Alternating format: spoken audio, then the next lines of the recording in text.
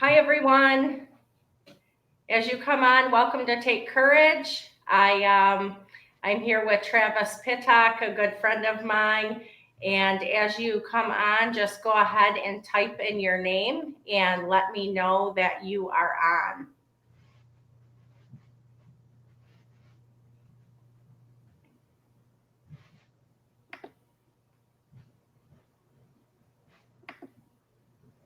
I'm just checking, Travis. I'm going to make sure this is working. This is the first time on. No problem. Let's see.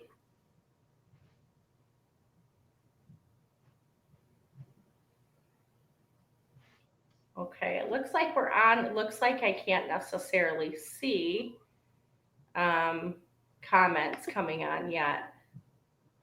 So let me just see.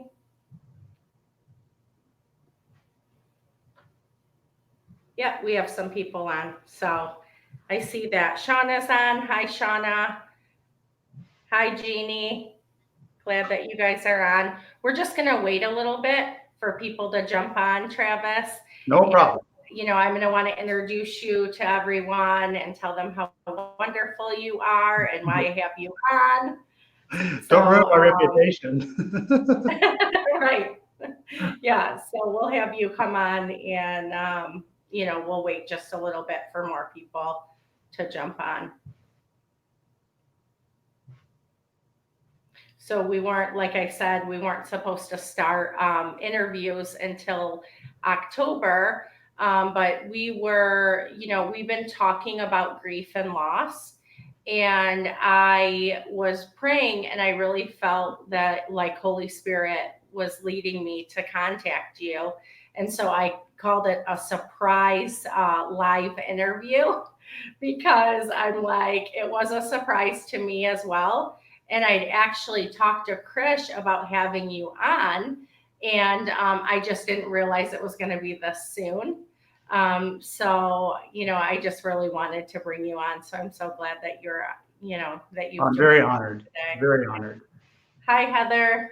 I'm seeing some people coming on. For some reason, it's not really letting me. Okay, yeah, lots of people on. So, hi, Chris.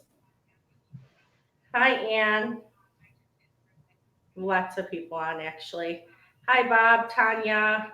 We have Jamie joining in. So when you get on, if you just want to say hello and let us know that you're on, that would be great. And we're going to go ahead and start in a little bit. Hi, Lauren. Okay, Taylor's on too. So we have Taylor on and we have Jeannie on. I know that Stacy said that she'd be on later on today. So she might even watch it later. So we'll go ahead and get started, okay?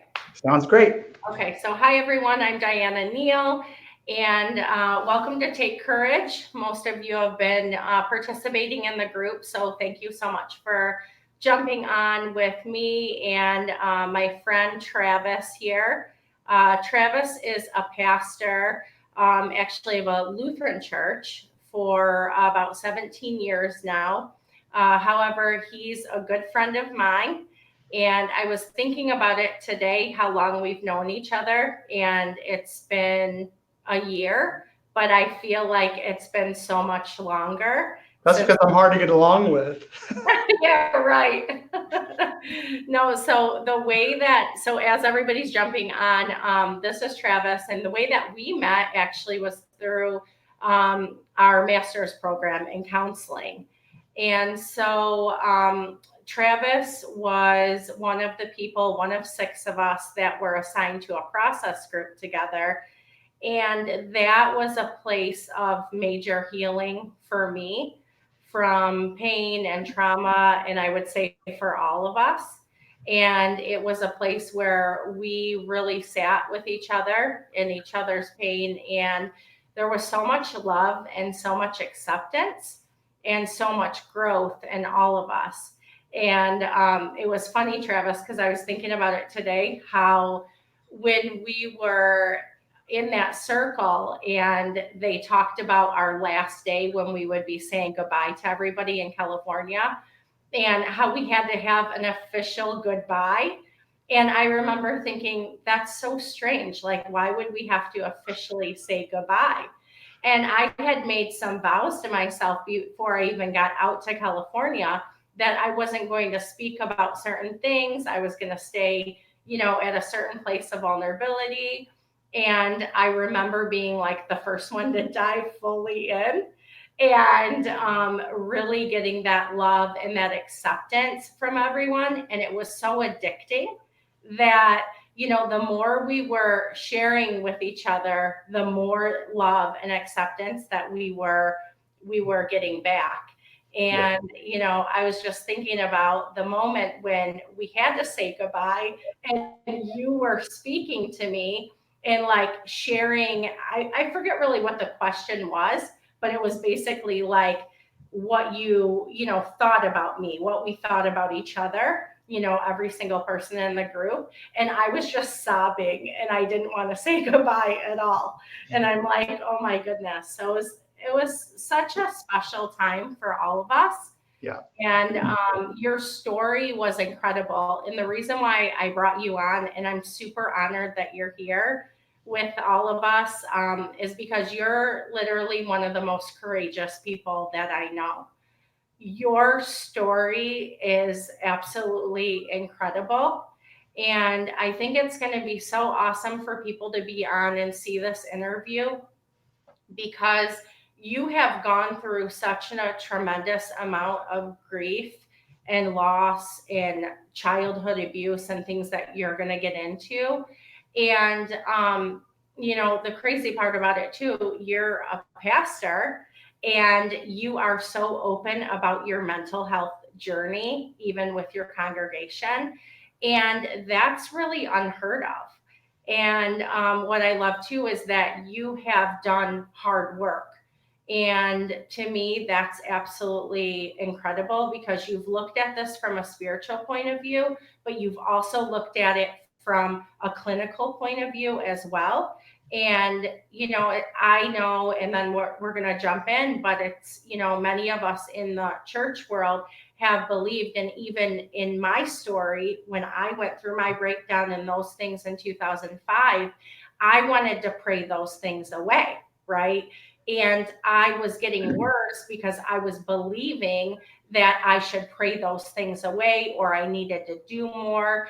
And, it's just the lack of knowledge or ignorance or whatever you want to say then, that we didn't really look at God working through other tools, working through counseling, different techniques in counseling, working through coaching, working through trauma counseling, and all these different options that we have. I even talk about inner healing and different things like that, and they all work, but there's not one end all be all. And so, I really wanted to have you on, because I think that you're such an interesting person in that way of, being a pastor, being vulnerable, transparent. You're one of the most transparent people I know. Christian and I, we love you. We love your story. And, we just really appreciate you. So I'm so glad that you're here. Well, thank you. And now that you said all those nice things, I should just keep my mouth shut. I think, I don't know, but thank you. And I have to give the glory to God. You know that. Let me just say that. I'm not perfect, even though she made me sound perfect. Thank you. I'll slip you a $10 later. And can you repeat that later to your wife too? She's not watching, so we'll have her watching. But anyways, but thank you. I give the glory to God. It really is Him. It's His story. It's His. I think the end of this presentation really begins right now, and that is when you can come to the realization that your story is really God's story. It's His journey in your life and with your life. That is where you find your healing. Yeah. Yeah. Absolutely. That's so good. So I guess you want me to start and tell my story, right? So yeah, I would love for you to start by just telling your story, and we'll, unpack grief and loss and what it looks like to walk through that and some of the barriers. Yeah, But, definitely. we've been talking about taking courage in different aspects. Sure. So I know you're you are one of those people that really have taken courage in going after the grief and loss process of healing. Thanks. So go ahead and jump on Right. in. So my story really begins at infant, shortly after birth. The interesting thing about trauma is sometimes you learn about trauma from other people, and you learn about things and it can still affect you. So some of the earliest trauma that I had that came out when I was in my early 20s is that my mother was working and earning the household income, and my dad didn't work. And so he would take me to strip clubs. And while at 6 months old, I won't go into a lot of detail, but he would let the ladies do what they want to me because I'd make funny faces and things of that nature. And then he would get free lap dances and stuff because they thought I was cute, and his free drinks and all that stuff. And so that's kind of when my trauma began. And I learned that a little later in life. And I start there because a lot of people don't think about loss in this sense. You can lose your childhood. And it really is like losing yourself. If you lose your childhood, you lose your identity, you lose yourself, right? And that's really where that happens. My earliest memory really was probably about 3 or 4 years old. And my dad used to take me with him to hotel rooms, and he would have a prostitute meet him there. And I would watch cartoons on the television while he would have sex in the bed next to me. And I would tell him afterwards, it looked like you were rubbing bellies. And Dad would tell me, like, well, that's just what adults do, we rub bellies. Kind of funny story to that, Nate. You kind of have to find humor in it somewhere, is a couple weeks later, we lived on this dead-end street, and this was when I still lived in Cleveland, Ohio. That's where I was born. And the ice cream truck went down the road, and Mom said, well, here's some money, and we'll go to the ice cream truck. Well, it never came back up, and we couldn't figure out why. And so my mom asked me, and later on we figured out where I came up with this. Remember, I'm like 3 or 4 years old. Mom says, well, what do you think where'd the ice cream truck go? And I said, they're probably down there rubbing bellies. Well, to me, in my 3 or 4 year old mind, I knew what they were doing. There was a man and a woman in an ice cream truck, and I knew what I was saying. And it wasn't until a couple years later that I actually was able to put it into more words to my grandma, and my dad beat me silly. I mean, beat me to a bloody pulp, called me a liar, told me I was worth nothing. And that's really about 5 years of age is when the physical abuse really started. He became very physically abusive. At that point, I was opening my mouth, so it wasn't really the sexual abuse with him kind of ended. And he would throw me downstairs and put me up against walls and verbally abusive, call me names, told me he wishes I was a girl and not a boy because no son of his would act the way I act, and those types of things. So I kind of grew up with a dad like that. When I was 7 years old. Just going on 8. My family decided to move to Tennessee, that's where my mom's side is all from, and everybody lived in Tennessee. So we moved to what I call deliverance country, the mountains of Tennessee. And it was a hard move for me. I hated the move. I didn't want to leave my Cleveland. I didn't want to leave the big city, and I just didn't like Tennessee. But of course, family moves, so you go. And it was within that year that we started, we were in the mountains of East Tennessee. It was very much the Appalachian region. It was a poor region. I had relatives that still had outhouses and didn't have electricity in their home, And we went up in the mountains and met I met a cousin of mine, second cousin, excuse me. And he was, I was 8. He was 16 years old. And, I got to know him, and he was a really nice guy, and he really paid attention to me. It was like I knew my dad didn't love me. I knew that. I wasn't anything to my dad. And so he loved me. And so he made me feel good. And so he asked that first night, I'll remember if I could spend the night. And my parents said yes. So they left me there. And that night he started touching me inappropriately. Of course, at the time, I didn't think it was inappropriately. He told me he loved me. And of course, in my young mind at 8 years old, I'm thinking, well, okay, I've seen Dad do this with other women, and adults just do this. So I guess this must just be okay, right? And so I let him do stuff. And so that abusive relationship continued until I was about 15 years of age. And really, sadly, that relationship, as it went on, became physically violent as well. He would hold guns to my head and threaten me if I would tell anybody. He would bring other boys and let them do things to me, and they'd pay him. Even animals were involved. It was just a terrible time. It was a terrible time and very scary time. I mean, I remember fearing for my life.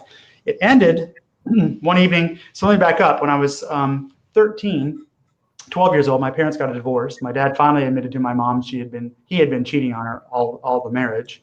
I actually found out about the affair from kids on the school bus, and when I went home and told mom, he beat the heck out of me again because he said I was a liar. Kind of found out he was cheating. And so my parents got a divorce. At that time, Dad was threatening to burn down our house and kill us in our sleep and that type of stuff. My pastor came over one night to visit my mom and I and my sister. He told my dad he didn't appreciate the way he was behaving, so my dad punched him in the mouth. Now, I was devastated. So let me back up a little more. At 4 years of age, my parents did take me to church. And as a Lutheran, I was baptized. We baptized children and infants. And I was baptized. And it was that day at 4 years old, I told the pastor, someday I'm going to be a pastor just like you. And so this is an important interwoven part of the story because I knew that day that God had placed a call on my life. There was no doubt. I mean, I felt it. I heard him. And it was so evident that was a call in my life when I did play with other kids. If it was cops and robbers, I was always, even if I was the bad guy, I was the bad guy chaplain, you know? Or if it was cowboys and Indians, which we used to play back then. Nowadays, I think you get in trouble for playing that. But back then, and we played cowboys and Indians. It didn't matter if I was the cowboy or the Indian. I was the chaplain, right? On Sundays, I would have church at home because my parents quit going to church and make them listen to the sermons. I even got in trouble for baptizing my sister's baby dolls in the toilet. But that's okay. They survived, and she did too. So I knew I wanted to be a pastor. And so it was devastating to see my dad punch the pastor in the mouth and, bloody his nose, And so, so I was home raising my sister. My mom worked really hard. She had to work hard. So she was gone a lot. And so I was left raising my sister at 13 and taking care of her, doing all the cooking, most of the laundry. So 15 years of age, my cousin one night, my mom was gone working. It was later in the evening, came over and was pounding on my door, yelling my name with another guy. And my sister said, "Oh, I'm not saying my cousin's name. It's him. Let's open the door and let him in." And I said, No, we can't let him in. And I told him if he didn't go away, I'd call the police. And he went away, and that was the last time I ever saw him. Unfortunately, he got into a life of drugs, and he died, was in and out of prison and died from a drug overdose later on. But that was the last time I saw him. I didn't know if he was going to hurt me or my sister that night, and I wasn't going to deal with that. Mm-hmm. So my mom got remarried when I was 17. By that time, my sister had moved out and left the house. My stepfather at that time was an alcoholic and not a very nice man. He used to put tape on doors in our houses to keep us from leaving our rooms. So that way he'd know if we came out of our rooms. It was really a weird situation. There was an occasion where I remember him specifically holding a gun to my head because I wasn't doing what he wanted me to do. He was convinced I was gay for some reason, and so he made me watch. He got me Playboy magazines and made me look at them in front of them and all this stuff. It was just weird. So when I turned 18 and graduated high school, I shot the heck out of town, and I went from Tennessee all the way to Minnesota to a Lutheran school because I remember I was going to be a pastor.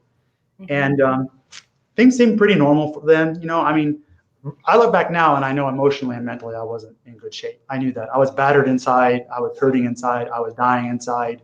I was afraid of God. My view of God was one of viewing God as being fearful and vengeful. But I honestly believed that I could help save other people and get them to know Jesus, and that would be okay. And so college, I started dating. That's where I met my wife. She wasn't my wife at the time, obviously. And things, went really well. And then from there, I went on to get my master's degree. And Lutheran Church, it takes 8 years of schooling. So I went on to seminary in St. Louis.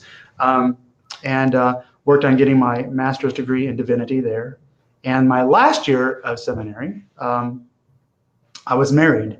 And so that kind of sums up the first portion of my life. And I'll say this, there was another couple of times early on in that portion, I got a job where a man raped me when I was 14 on this job site.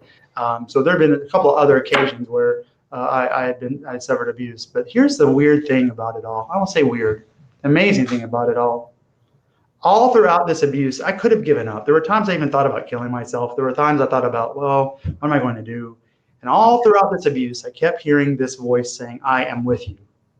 Mm-hmm. I am with you. Mm-hmm. So I went on and become a pastor. I don't know how I passed the seminary because they did all these psychological evaluations and they reviewed me and they said, oh, you're clean as a whistle. I'm like, because I'm really not. So we got married, and marriage was kind of hard for me because I had not really had any real relationships, and I was afraid of making relationships. attachment didn't work for me. I began realizing that I didn't trust people because I was afraid that people were going to hurt me. And I Right. began realizing I didn't really know what love was. I mean, I knew what it was, but I'd never felt it before. And it was very confusing to me. And so, because of some of the abuse that I had when I was a child, it did damage to me health wise. And I had to have some surgeries winding up at the Mayo Clinic. And they told me it was going to be very difficult, if at all, for us to get pregnant. Well, lo and behold, in 2002, my first year in the ministry, first year in the ministry, my wife and I, she got pregnant. I just helped. But anyways, we were so excited, and we were just ecstatic because we didn't think this would happen. And about 8 months into the pregnancy, she woke me up one morning and said, I'm a little concerned. I haven't felt Jonah move. Jonah was our son. And I said, well, let's go to the doctor. We'll make sure everything's okay. So we went to her doctor, and he immediately sent us to a specialist who was able to do an ultrasound right away. And I'll never forget, she did the ultrasound, and she put down the wand, and she looked at me and my wife, and she said, I'm sorry, the baby's dead. There's no heartbeat. We carried a full term, and the baby had died. And I didn't believe her. People lie, right? That's my construct in my head, right? People lie. Can't trust her. My wife, my wife's breaking down. I didn't believe her. I was convinced the baby was alive. Fast forward a couple weeks later, they induced labor, so my wife would deliver. Her health had gotten bad from the baby, and Jonah was born, and he was.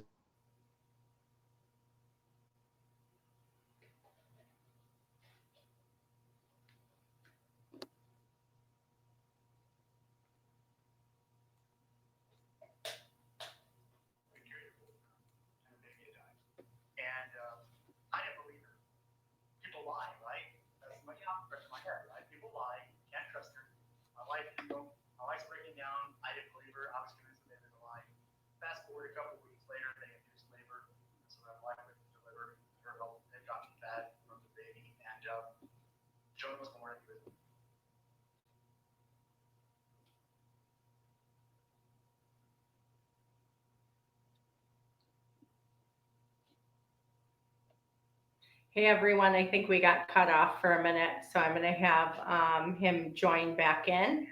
So just give me a minute. Let me know if you can see him by chance. Actually, I can't see him. Okay, thanks, Chris. Yeah, I can't see him. I'm going to send him another invite actually.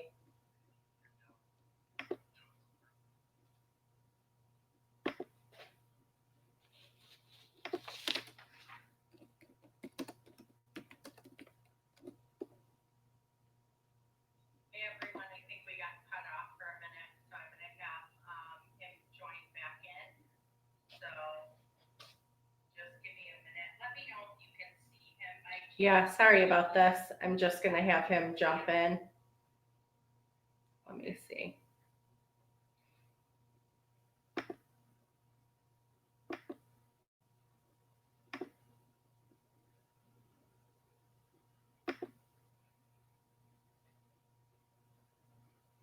Here we go. He's coming back in. Thank you, everyone, for your patience. Hi there. Let me get you back in here. Okay, so Satan doesn't want me telling this story. My computer literally just shut off on its own, and then didn't want to turn back on. So I prayed over it, and now we're back. So okay, good. That worked. All right. So I heard this voice. Where was I? Do you remember? Yes. Jonah. Right. So that was really a devastating time. I went into a downward spiral, and that's when I started going to counseling for my first time. And I really didn't open up about my past. I didn't want to talk about my past. I did not open up about it. And so my counselor sent me to a psychiatrist. Long story short, the psychiatrist spent 15 minutes with me, wasn't a very good psychiatrist, and didn't ask me about my past, and said, in a nutshell, well, you have bipolar disorder. Gave me a bunch of medicine and sent me on my way. 3 years of different medications, nothing helped. I kept getting worse. So then they decided, well, we're going to do ECT, electroshock therapy. So they took me off my medication, and in a year's time, I had 30 ECT treatments. The standard is 10 to 15 because they kept saying nothing's working. Well, that should have told them something at that time, but I guess it didn't. That was devastating. Once again, I felt like my life was taken from me. those treatments were awful. They were painful. I would be sick for days afterwards. I started losing my memory. There's still short parts of my memory that around that time that I don't remember at all. And unfortunately, it wasn't the bad memories that were going; it was the good memories that went. And so, about that time, God called me to a different church in Cleveland, Ohio, Cleveland of all places, and I started opening up to my psychologist, a counselor, about my past, little by little, right? And she said, "Well, I want you to go to these doctors at the Cleveland Clinic to be re-diagnosed." Sure enough, I didn't have bipolar disorder. I had PTSD, OCD, and depression. And that was my diagnosis at the time. And little by little, I began opening up. And then shortly after that, we weren't there very long. I got another call to another church in Texas. And so we have to move to Texas. And, I felt better. Things were going great. So I didn't go back to counseling, I just didn't. And can I stop you for 1 Yeah. minute, Trip? So during this time, this was your first, basically after losing Jonah, Yes. this was your first time going into therapy. Yes. Because you were obviously grieving that loss. Right. So that loss was obvious to you right then in that moment. It was. You basically stuffed childhood and just moved on, went right into school, Right. went into seminary, and Yes. now you're faced with obviously your wife in pain, you in pain, and Right. you go to this. Right. You have a false diagnosis, And now right. you're going and taking another Right. position in Texas, and you're like, okay, I don't need that anymore. I'm back to focusing on what's Exactly. And I had not dealt with my son at all because I went into just taking medication thinking it was going to make everything better, right? So I hadn't dealt with any of that. So fast forward to 2010, my wife says I'm pregnant again. Well, it was a miracle, and we were overjoyed. About January of 2011, she got very, very, very sick near death, and we had to rush her to the hospital. Mm-hmm. She was in the hospital for 6 weeks, pregnant, touch and go. She was very, very sick. Kind of found out it was a clotting disorder that killed our son, and she had that clotting disorder, and it was very dangerous during pregnancy. Nobody told us this.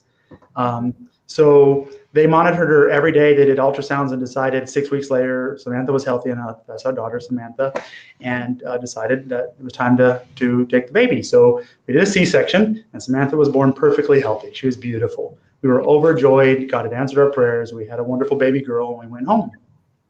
And then 6 weeks passed. Samantha started getting really sick. And so we took her to the emergency room and in a suburb of Houston. And they couldn't figure out what's going on. So I told my wife, why don't you go on home and get rest because you're just exhausted. And I'll go with the baby in the ambulance to downtown Houston to the children's hospital, and I'll let you know what's going on. We had no sooner gotten in the door of the hospital in downtown Houston, me and Samantha and the paramedics, and she crashed. She died. Now, they were able to bring her back, and then they began running tests. And what they found out was that she had a late onset group B strep infection that went to her brain. And at this point, we didn't know how severe it was. So she was in the hospital there for about 4 weeks. And everything appeared to be getting better. She came out of the pediatric ICU into a step-down unit. She still needed medication. She still needed treatment. So they put us in this, basically, for lack of a better description, a nursing home for children. Man, that was rough. To see all those kids in there, and most of them didn't have parents to come visit them, it was rough. It was hard. And we noticed while Samantha was in there, though, that her head kept getting larger and larger. Long story short, they took her back to the hospital. They ran a test, and they came out to the room, and they said her brain is gone. The infection had literally eaten all her brain away and replaced it with fluid, and all that was left was her brainstem, and she was living off her brainstem. We were devastated. The doctor said she wasn't going to last too long. So this was this is 6 weeks after her first initial diagnosis. And so the doctors were wonderful, and we said, well, is there any way we can take her home on hospice? And sure enough, there was a pediatric hospice in town. And so we were able to have a pediatric hospice, and we took her home, and she was home, and she died on my chest, sleeping on my chest on her 4-month birthday.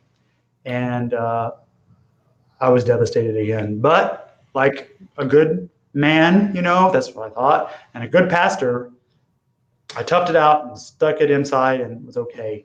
But I was dying inside. I was doing things that weren't right. I was just self-medicating in ways that weren't healthy. And so I finally decided I needed to go to a counselor. And slowly but surely, I went to counseling, and things started getting better. And I was working with a great psychiatrist and good medicines. And I, hiding this from my church all along because they couldn't find out, right? And so I finally felt like, oh, I'm good enough to be on my own. And so I stopped counseling. And this was probably about 4 years after her death. And then I experienced something terrible. I started going through short-term memory loss and having all these issues, and went back to the doctors, and it was my PTSD, come to find out after some testing. And I don't know exactly sure because it's kind of fuzzy, but my congregation found out about my PTSD. And because of that, they felt that I couldn't be their pastor anymore. So they literally kicked my wife and me out. They kicked us out. It was really weird though, because like a week after they kicked us out, they called and asked why we stopped sending our offerings. And it feels devastating to be kicked out of your own church. But then when they say basically to you, your money means more than us to you than you do, it was devastating. We had no one to care for us, no one to love for us, no Christian community. And it was devastating. And I had a nervous breakdown. I had a complete nervous breakdown. I was suicidal. I had a plan. And fortunately, I have a wonderful wife who loves me, and I had a wonderful psychiatrist, and they talked me into going to the hospital, and I did. I admitted myself to the hospital for 11 days to be stabilized, and it was the best thing I ever did. I absolutely loved it. It was kind of like a very nice being away. I mean, it was actually, you hear all these stories. I loved it. I was like, hey, this is great. There's no stress here. Everybody's nice to me. I get free meals a day and all the peanut butter and crackers I can eat. So anyways, so then after I got out, I decided I needed to work on my trauma. And my psychiatrist and I found a wonderful place in Tennessee where I went for 60 days. And I specifically worked only on my trauma. And I started a wonderful counseling called dialectical behavioral therapy, DBT. And while I was there, we had. Can I stop you for 1 second? Yes. Okay, so when you say you started focusing on your trauma, were you focusing still on the most present trauma? So the loss of your children and then the nervous breakdown, which then was obvious to you? Or was this the point when you started going into trauma counseling, starting from childhood and on? Was this like the first time you were opening everything up? The answer to that question is yes, to all of it. Because the reality is I was working on all of it, but I could not mourn my children until I mourned the loss of my childhood. I completely blocked the ability to mourn and grieve. It did not exist in my body, in my mind, in my soul. I could not do it. It was, I got so bad there for a while. I literally believed that I was going to hell, but the people I was preaching to were going to heaven, but there was no hope for me. That's how bad it was before my nervous breakdown. Wow. I lived under this terrible shame, under this shame that was just so gut wrenching. I remember I can feel the pain in my stomach now when I think about it, of a feeling that God hated me, but at least he could still use me because he wanted me a pastor to help save other people. And that's how bad it had gotten. Yeah. And so, I just started this wonderful healing journey through DBT, got out of the program, came home back to the Houston area and did an intensive outpatient program. And from there, my journey just kept on with counselor and counseling. And still to this day, I go to a counselor once a week. As a matter of fact, I just started a new form of counseling about 3 weeks ago called somatic therapy. And it is awesome. We're working on my body, and it's just really amazing. And God has done amazing things. In the current church I'm at, when they called me to interview 4 years ago, the first thing I told them is I'm not perfect. I have a mental illness. But I know how to be a pastor. I know how to be a pastor. I know how to love you because of it. And they asked me to be their pastor. And they're the most wonderful, loving people in the whole wide world. I have the best congregation ever. And it's amazing. That is amazing. And I think a big part of this too is like, how amazing it must be for your congregation to have a pastor that's so transparent. And there's a lot of people that have jumped on now that maybe weren't on in the beginning. And I talked about, the church and how this has been a huge missing piece, even since what I went through back in 2005. And we, it's been taboo for so long to even talk about mental health, mental illness. And it's just been a place where it hasn't been safe. And it's like, prayed away. And I'm reading back again from like the beginning of our study, the How People Grow by Dr. Henry Cloud and Dr. Townsend. And, it's just, that book has been so healing. And so anybody It's wonderful. Definitely pick up that book. And another book that's really good, there's a couple of them, and I'll just throw these in real quick, are Striving to Thriving by Pete Walker. And another book right now is The Body Keeps a Score. And I you must read that. But I figured you did. Because I know you have taught me even about, even when we were in California, about where trauma sits in your body and like where anxiety sits, and paying attention to your body and what's happening. So, and I'm assuming that some of the sensory, work, and that's exactly what I'm doing now with the somatic therapy. I've made great strides in healing, but then I kind of reached this plateau, and I kept wondering, why am I still having these reactions in my body that are uncomfortable? Why am I having these reactions? And then I found out about somatic therapy, and after reading The Body Keeps Score, I'm like, oh yeah, that's what I need. And it has been just another amazing journey of healing. But back to the church, let me make this point. You know what's really amazing? That since I have been open at my church, so many people have come forward and said, I have mental illness too. And people are free to reach out to each other, and they're helping each other, and they're loving each other, and they're healing together. And people are asking me for help finding counselors, and they come talk to me. It has been the most amazing thing I've ever seen. Yeah. And it's powerful for them because you're an example of transparency to them, but you're leading by example. You're leading out of transparency and saying, this is what I've been through.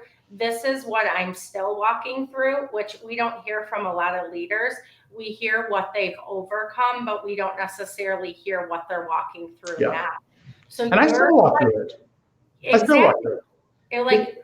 And you're rare in this case. And so your congregation is so blessed because you do come from a place of transparency, yet you're leading them, and it's a safe place for them to come to you and talk to you. Thank you. And that was something I wanted you to talk about a little bit. I know you've done the DBT, and I know with DBT that's really good for trauma.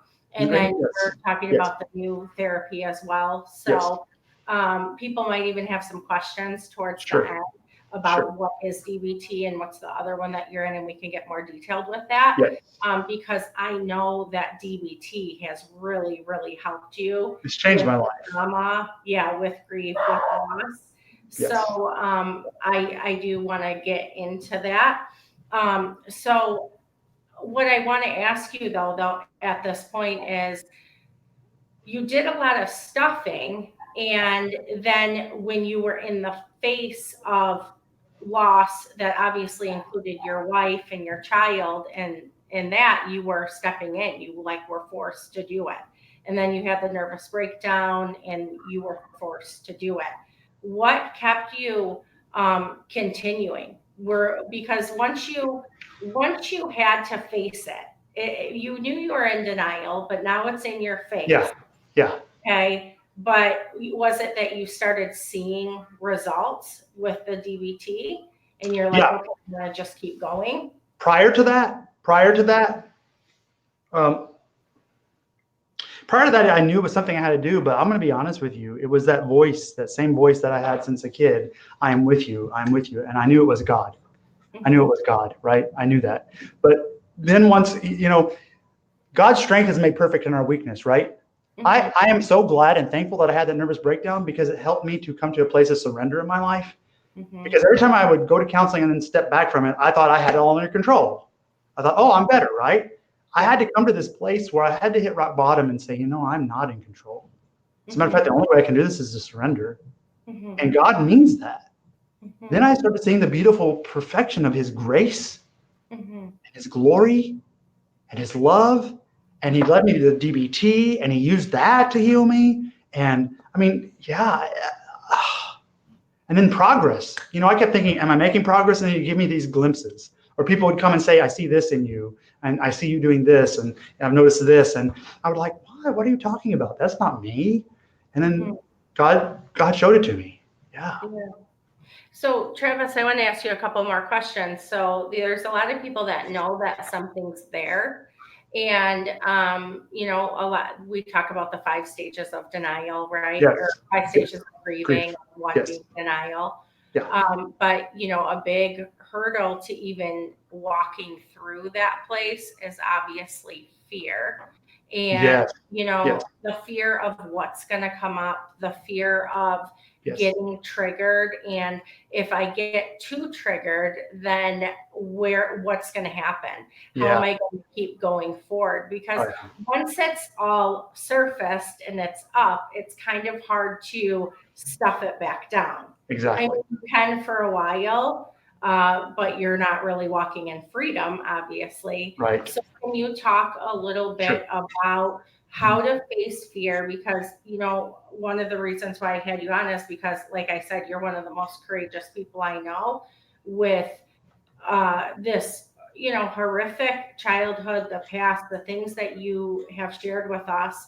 And you have overcome, you're still overcoming, and you have looked at grief, loss, this pain in the face, and you've said, I'm going to get healing. I'm going to do this. And at the same time, you're leading people. And you took your moments when you had to not do that and you had to take care of yourself. But what would you say to people watching that have had a lot of trauma, but fear is stopping them, or the fear of triggers coming up and affecting them? Let me tell you this. Fear is real. I know that. And fear is paralyzing. Fear is damaging. Fear will keep us from getting better.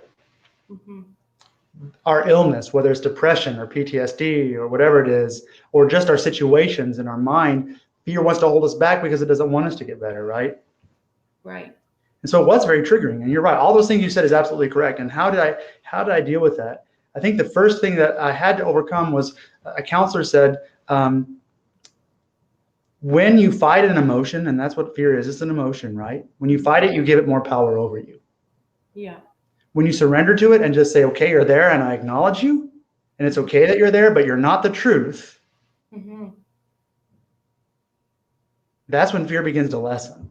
Yeah. So it almost had to become this mantra that I kept thinking to myself, that no, fear isn't the truth. Fear isn't the truth. There is safety. There's safety. And part of that helps when you have a good counselor and they build that therapeutic alliance and you feel safe and you can trust them. Part of that comes naturally in that environment. Yeah. But the fear that you have inside just doesn't go away. Yeah. And so the thing that you have to come to is realizing, well, what do I do with that fear? Number one, you can surrender it to God. You can pray about it, right? Number two, number three, really just acknowledging it's there. The most courageous thing you can do is say, okay, fear, I know you're there, but you're not truth. You're not truth. Yeah. I acknowledge your existence and I allow you to be there, but you have no control over me. By saying that, the subconscious, the mind begins to accept that as real, and the fear just diminishes. It's the most amazing thing. Because up until that point, it's like your reality. And then when you realize, once you start doing this, it's all of a sudden you realize and you disconnect that it's not my reality. This fear is just an emotion. There's nothing there to be afraid of. Yeah. Yeah, absolutely. And so you're surrendering the fear, and you, like you said, you had this voice, God's voice with you, right, through all these years saying, I'm here with you. I'm right here with you. And that's where faith comes in, right? Well, right, most definitely. And people are just praying things away, or they're, and I'm not saying God can't do miracles. I believe in that. I believe in one and done, miracles with God. But God uses tangible means to bring healing, which means he can use counselors. He can use doctors, right? Those are miracles too. Yeah, those are all tools that he uses. Right. And and there's a lot of people, including myself, that didn't always believe that. So, and then I walked through my own journey, obviously, and saw the benefit of it. So, with that being said, though, it's like you were walking through this process, and yeah, fear was present. You were overcoming, and that's where the spiritual aspect of you Sure. and your relationship with God Sure. was also encouraging you to keep going. And the other thing I would say this, and this is crucial, I don't want to forget this, is have a relationship with somebody. We're designed by God to be in relationship, right? That's how we're designed. Whether it's a friendship, whether it's with our spouse. I had my wife, but I also had a best friend, and I relied on them. When I was afraid, I learned to pick up the phone and said, I'm really afraid right now. I need help. Yeah. Don't be afraid to ask. And the phone weighs like 500 pounds when you need help, right? Yeah. But when the person answers on the other end, and it's that loving voice, or your wife comes and puts her arms around you, and it's that loving arm, at that instant that you're safe, and it's okay to say, I'm afraid, I need help. Yeah, and I was talking about this. I was teaching on grief and loss the other day, and I was talking about in order to walk through the process of grief and loss, you have to feel your feelings. Yes. You have to give yourself that grace and that patience to feel whatever it might be, whether it's anger, whether it's sadness, whatever it might be. And you need to bring people into the process that can do that. And I started talking about this because, being in the counseling program, about containment. Right. And last year when I was walking through some grieving, and, I was able to call, friends of mine and just completely feel that anger. That was one of the stages I was in, was anger. And, including the group, right? The process group. And you guys could contain that. And that was healing. It is. For allowing me Absolutely. to feel, it was safe. And that's why we need people in the process, not just counselors. You need a support group and friends and safe people. It's crucial. And there's something when I was reading out of How People Grow, it said, in getting with talking about community and bringing people into your process, it said to encourage a powerless person to try harder is one of the worst things you could possibly do. The best thing you can do is discourage him from believing that he can do it on his own. And that's in How People Grow. And I absolutely love that, because I was like, yeah, that's how most of us have been, like self-sufficient in our healing process, or believing that it's just God. You know what I mean? Like God's just going to do it. But really, it said like the best thing to do is discourage people from doing it all by themselves. You can't. I tried doing that for so many years. And here's the problem. That people don't realize. I hear people say this all the time. I can't mourn this person. I can't grieve this loss. It's because we haven't allowed ourselves to grieve the things that have come before it, because we're so afraid, or we're so lonely, or we're so isolated, or we don't know what to do, right? Or we can't see God, and we get stuck. And so we bury everything, and we just bury it inside, and it goes deeper and deeper in our minds and into our bodies. And that's what happened to me. I was a human trash can. I was just piled up with all this garbage. I couldn't even mourn the loss of my kids. So I had to go back and start grieving from the very beginning. And man, I'm telling you, you cannot do that alone. You have to have people around you who love you and support you. And it is the most amazing thing in the world. It is the absolute most amazing thing in the world. It is absolutely God's grace in action in our human world. I mean, there is no doubt about it. All the tangible things he uses, our friends, our spouses, our counselors, our doctors, they're all there for a reason, Absolutely. And people that will let you remember the good times as well, like, the good memories.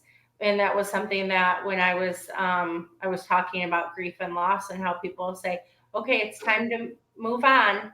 It's time now for this grieving process to be over. And it's like, no, it's not about moving on and not being able to, hold on to good memories, especially the loss of a child, and being able to talk about that place, because a lot of people are uncomfortable with talking about other people's pain too. Right. But a lot of people will put expectations on grief and loss, and we know there's no timetable for it. And so, Yeah. with that, it's like, yeah, you can't just move on. You can move forward, but there's not the moving on, So getting people that are safe, that will sit with you in that place for as long as you need to sit in it, not Yes. based on what they think you should do, but Yes. allowing you to be you in a safe space. Exactly. Yes. Exactly right. So I want to talk to you a little bit, and this is going longer, and so we'll wrap it up soon. But real quick, Travis, can you share about your acceptance and forgiveness Sure. Sure. to encourage people? Because obviously you have gone through a ton of sexual abuse, Yeah. physical abuse, your mom even knowing what was going on, just so many different things.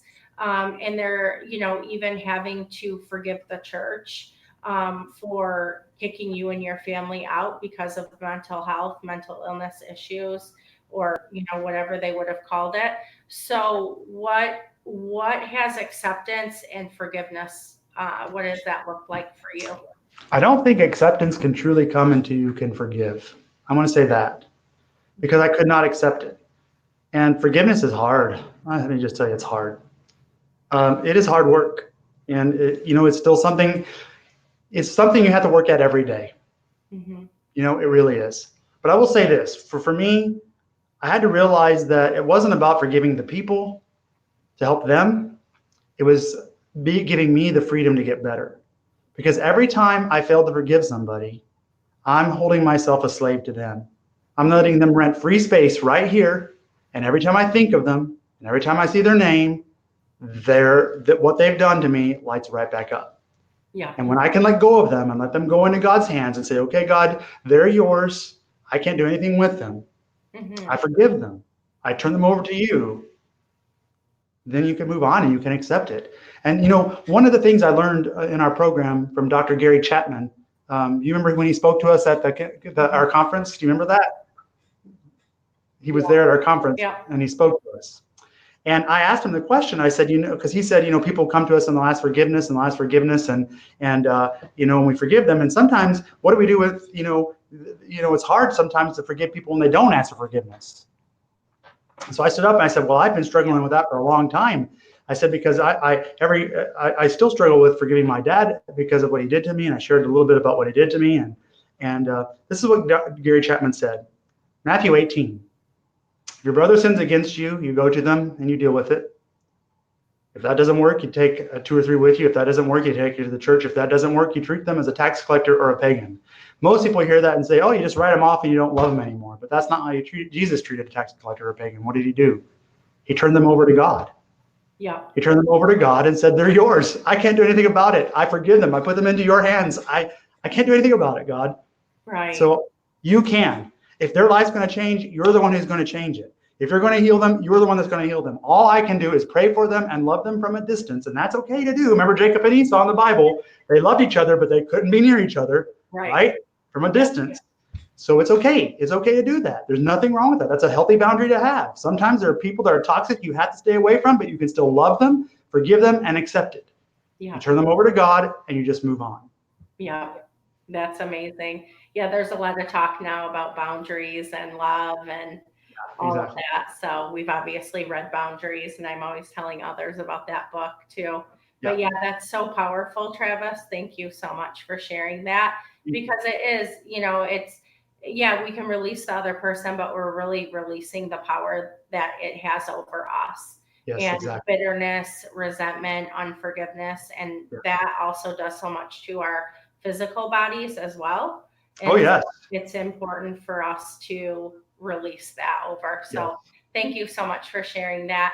My final question, and then we'll jump into some questions and answers and see if people want to, do that. But what would you say to encourage people that have been in the Take Courage group, that have been, thinking about grief and loss and different topics that we've been bringing up? And how would you encourage them to go after healing and growth Obviously we talked about the spiritual aspect, but if they feel like, okay, there's more that I need counseling, I Mhm. need some coaching, but I'm scared or whatever it might be, what would you say to people, just to encourage them to be courageous in this area? You are worth it. You Hmm. are more than worth it. You are God's precious creation. He loves you. He put you here because he loves you, and you are worth it. Don't give up on yourself. Please don't give up on yourself. You are more than worth it.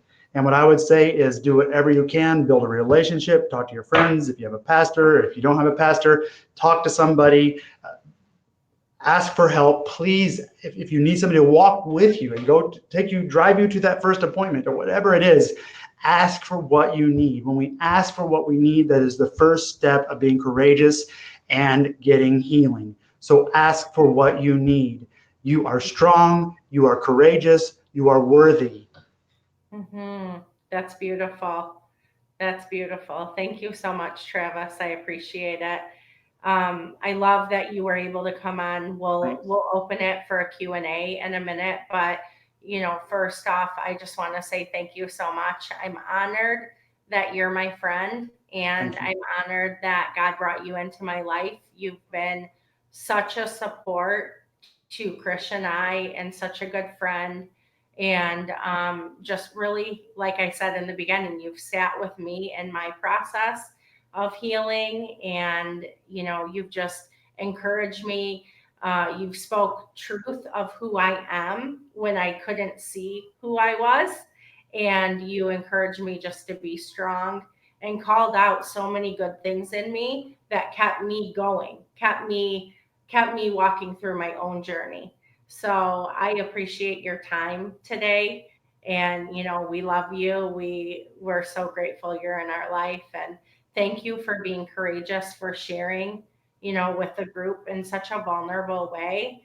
And I believe what's so beautiful about that too is, you have come on the other side of this, and you can share these things, and you've walked your journey, you're still walking it, but you see what's on the other side. And I know your heart is for people to get free and to walk that out too. So I really appreciate your transparency. You're an example as a leader, as a pastor, of what this can really look like.